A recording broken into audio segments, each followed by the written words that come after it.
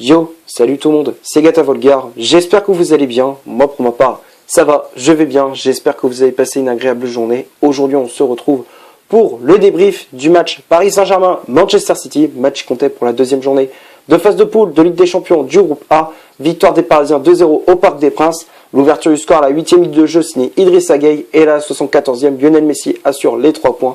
Et avec ce résultat, le PSG est premier de son groupe avec 4 points en compteur à égalité avec le Club Bruges, deuxième, qui a battu au passage le RB Leipzig de buts 1. Voilà pour le petit point classement. Pour débriefer ces 90 minutes, pour parler du contenu de cette rencontre, je me suis régalé dans les deux sens, que ce soit du côté parisien comme du côté de City, je me suis régalé. J'ai vu un très bon match de football. La première mi-temps, bon, on a été un petit peu, on a quand même bien souffert, on a quand même été en difficulté, même si très rapidement on a ouvert un score grâce à Idrissa Gueye sur un centre venant de la droite. Je crois que c'était Mbappé qui a décroché le centre. Neymar qui loupe sa reprise et au second poteau, Idrissa Gueye qui était resté attentif et qui a pu récupérer ce ballon. Contrôle, puis derrière une frappe pleine lucarne, frappe enroulée, magnifique. Ederson est battu, le gardien des Citizens ne pouvait absolument rien faire. Le but est magnifique. Qui permet au PSG de mener très rapidement 1-0. Après, on a vu une équipe de Manchester City révoltée. On a vu un sursaut d'orgueil des Citizens. Ils étaient sonnés, mais ils n'avaient pas du tout abdiqué. On a vu des occasions de Grealish, de Sterling, de Mahrez ou encore de Bernardo Silva. Mais dans les cages, on avait un très grand Gianluigi Donnarumma. Pourtant, je vous promets, je dis pas de bêtises. Quand j'ai vu Donnarumma dans le 11 de départ, j'ai vu titulaire, j'ai un petit peu grincé des dents. Je me suis dit, ouais, Donnarumma, ouais, je préfère Navas, c'est la valeur sûre pour son premier match en Ligue des Champions. Est-ce qu'il sera prêt? Est-ce qu'il sera costaud mentalement? Est-ce qu'il sera prêt? Je ne sais pas. Sincèrement, j'étais un peu sceptique lorsque j'ai vu Donnarumma sur la feuille de match, mais au final, il m'a rassuré. Il a été rassurant sur sa ligne, il a dégagé une sérénité pour l'équipe. Il était impérial sur sa ligne, les arrêts importants. Il donnait des consignes à ses partenaires. Non, Donnarumma, il a réalisé un très grand match. Franchement, bravo Gianluigi pour ton match. Comme je disais, on avait un bon Gianluigi Donnarumma dans les buts. Donc c'est lui qui permet d'une part au PSG de rester à 1-0 à la mi-temps. Rentrer au vestiaire avec cette avance d'un but. La deuxième période, City qui continue d'attaquer, qui essaie de chercher l'égalisation. Donnarumma qui continue de faire des arrêts importants. Moi personnellement, je me suis dit il faut marquer le deuxième à tout prix, parce que sinon on va s'en manger un. J'avais peur qu'on s'en prenne un. À force de subir, on va forcément finir par craquer. Et puis il fallait attendre la 74e. Avec le but de Messi, le premier but de la Pulga sous le maillot parisien.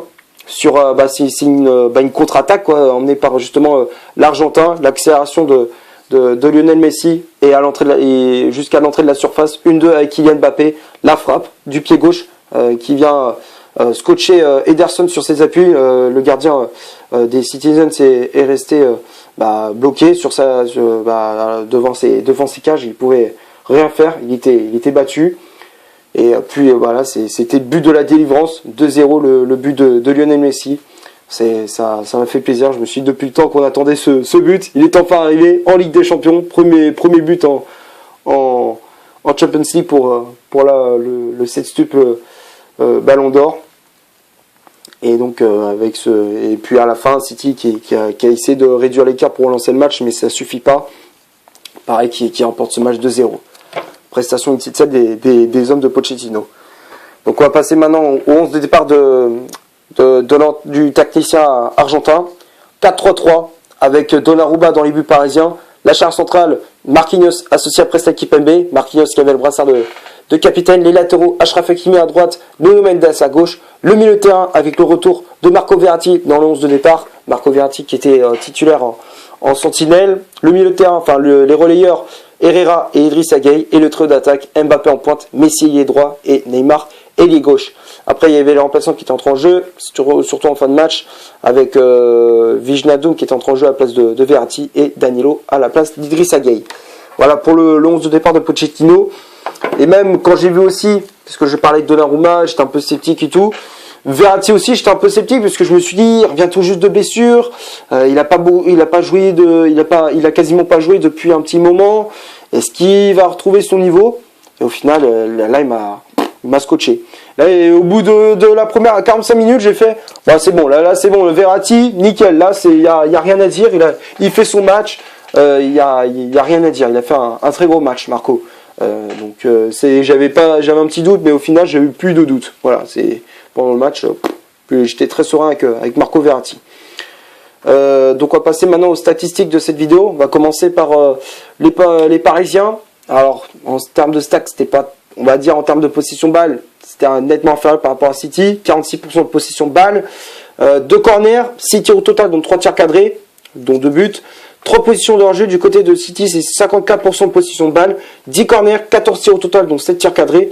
3 positions de hors-jeu. Alors quand on regarde les statistiques, oui c'est vrai que Manchester City a, on va dire, dominé, entre guillemets, je dis bien dominé dans la possession de balle, dans les occasions aussi, le PSG. Mais on va dire qu'en termes de réalisme, le PSG a été supérieur aux Citizens lorsqu'il fallait être précis dans la finition, être juste dans le dernier geste. On l'a été. On a été plus réaliste que City. Le peu d'occasions qu'on avait, on a réussi à les mettre au fond. Là, on a fait ce qu'il fallait, on a fait le taf. Donc on va passer maintenant au top et au flop de cette vidéo. On va commencer par Gianluigi Donnarumma. Je disais, il a réalisé un très gros match, les relances propres, la sérénité. Et à chaque fois, il sortait de sa surface de réparation pour dégager quand la défense était un petit peu en difficulté. Lorsqu'il y avait lorsque l'attaquant de City avait pris de vitesse le défenseur parisien. Il était là pour dégager les ballons en touche. Non, Donnarumma, il a été impressionnant. Très gros match de la part du gardien italien. Donnarumma, je mets dans le top. Chez un central, Marquinhos, Kimpembe. Marquinhos, j'ai trouvé que c'était le seul, enfin, on va dire en défense, qui a été bon. J'ai trouvé, moi, je préfère le match de Marquinhos par rapport à celui de Kimpembe. Kimpembe, j'ai trouvé un peu en difficulté sur les coups de pied arrêtés. Tu voyais, il lâchait trop facilement le marquage, manque d'agressivité par moment. Kimpembe, j'ai trouvé assez moyen dans ce match. Kimpembe, je le mettrais dans le flop. Marquinhos dans le top. Les latéraux, Mendes et Hakimi, j'ai préféré le match d'Achraf Hakimi que celui de Nuno Mendes. Au début, il était bien. Après, quand il fallait gérer défensivement Mahrez et Bernardo Silva et Walker aussi, Kyle Walker, c'était très difficile. Il a souvent pris le bouillon et heureusement que Idrissa Gueye venait souvent l'aider. C'était un match très compliqué. Après, offensivement, on ne l'a pas trop vu, Nuno Mendes. Donc, le latéral portugais, je le mettrais dans le flop. Après, Hakimi, défensivement, il avait beaucoup de mal face à Grealish et De Bruyne et aussi jouant Cancelo. Il était en difficulté. Après, offensivement, il a apporté aussi de très bons centres, de la vitesse. On connaît ses qualités techniques, ses qualités pour apporter dans les phases offensives. J'ai trouvé Hakimi assez intéressant offensivement. Défensivement, il était un peu en difficulté, mais après, dans l'ensemble, ça reste correct pour le latéral marocain. Donc Hakimi, je le mets dans le top. Après, le milieu de terrain, Herrera, Gueye et Verratti, les trois je mets dans le top. Herrera, on l'a un peu moins vu que les deux autres, mais il a réalisé quand même un bon match. Des récupérations de balles, il s'est projeté pas mal de fois vers l'avant, de la grinta. Non, Herrera qui a fait un bon match, même s'il était un peu plus discret que Verratti, Gueye, les deux ils ont été monstrueux. Marco Verratti qui a fait des tacles, qui a récupéré des ballons, qui sortait de danger à chaque fois, il faisait des sorties de balles, mais a coupé le souffle. J'ai trouvé Verratti, il a réalisé un très gros match. Donc Verratti, je le mets dans le top. Gueye qui a fait un très gros match, prestation XXL, pour moi c'est l'homme du match et je pense que tout le monde est d'accord. Idrissa Gueye, c'est l'homme du match. Il récupère des ballons, il attaque, il défend. Tu le voyais à la fin du match, il était épuisé, mais même quand il était épuisé, il continuait à se battre jusqu'à la dernière minute, jusqu'à ce qu'il sorte, il se battait. Et franchement, bravo Idrissa. Franchement, il a été monstrueux au milieu de terrain, il a été très très bon, Idrissa Gueye. Le milieu sénégalais, je mets forcément dans le top. Et après le trio d'attaque, Messi, Mbappé, Neymar. On va dire Messi, dans l'ensemble du match, on l'a pas énormément vu, mais il s'est illustré. C'est lui qui a quand même assuré les 3 points pour le PSG. C'est lui qui inscrit On va dire que c'est lui qui assure les 3 points, c'est lui qui inscrit on va dire le but de la victoire et qui inscrit un but fabuleux, monstrueux. Mais si donc pour moi, je le mettrais dans le top, même s'il n'a pas été extraordinaire dans l'ensemble, il a fait un bon match. Dans l'ensemble, ça allait. Après, Mbappé, il n'a pas été extraordinaire non plus, mais ça allait, on va dire, ça va. Il a été, même s'il était brouillon dans ses choix, même s'il était un petit peu brouillon, il avait du mal et tout, dans l'ensemble, Mbappé, ça allait. Le seul qui m'a déçu, c'est Neymar. Du trio d'attaque, c'est Neymar. Neymar, j'ai trouvé trop brouillon, trop de déchets techniques, trop de pertes de balles. Il a fait à peu près la même prestation que contre Montpellier. J'ai trouvé assez brouillon aussi dans la finition. Donc Neymar, pour moi, je mettrais dans le flop. Et le militaire, et après les remplaçants, Wijnaldum et Danilo. Bon, ils n'ont pas fait une entrée en jeu incroyable. Ils ont été discrets, mais ils n'ont pas fait une mauvaise entrée en jeu. Ils ont apporté de la fraîcheur, du physique. Donc les deux, j'ai mis dans le top. Bon, j'ai fait à peu près le tour pour ce match. J'espère que la vidéo vous aura plu. Si c'est le cas, vous laissez un énorme like. Tu cliques ici pour t'abonner pour rien rater de mes vidéos. Tu cliques ici pour en voir une autre si tu le souhaites.